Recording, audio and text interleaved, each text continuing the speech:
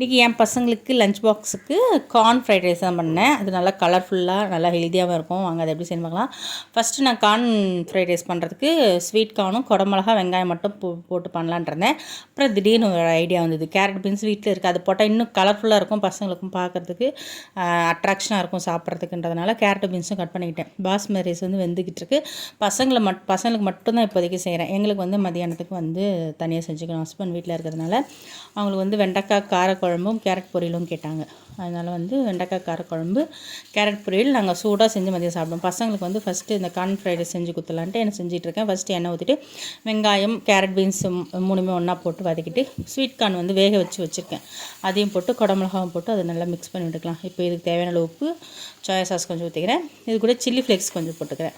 Chilli ஃப்ளேக்ஸும் போட்டு அதை நல்லா மிக்ஸ் பண்ணி விட்டுட்டு இது கூட வந்து வடித்து வச்ச சாதம் நல்லா வேக வச்சுருக்கேன். நான் ஆஃப் பாயிலு இல்லை வந்து அந்த முக்கால் வெக்காடு அந்த மாதிரிலாம் வந்து நான் செய்யலை. ஏன்னா வந்து இந்த மதியம் சாப்பிட்றதுனால ஒரு மாதிரி ட்ரை ஆகிடும். நல்லா வேக வச்சு ஆற வச்சு இந்த சாதத்தை மிக்ஸ் பண்ணிட்டேன். சாதத்தை போட்டதுக்கப்புறம் தான் பார்க்குறேன் பெப்பரை சுத்தமாக காலி ஆகிடுச்சு. அப்படியே சாதத்தை வந்து அப்படியே சிம்மில் வச்சுட்டு அப்புறம் பெப்பரை பவுடர் பண்ணி அதுக்கப்புறம் போட்டு மிக்ஸ் பண்ணி எடுத்துட்டேன். இந்த வீடியோ பிடிச்சிருந்தால் லைக் பண்ணுங்கள். பாய்.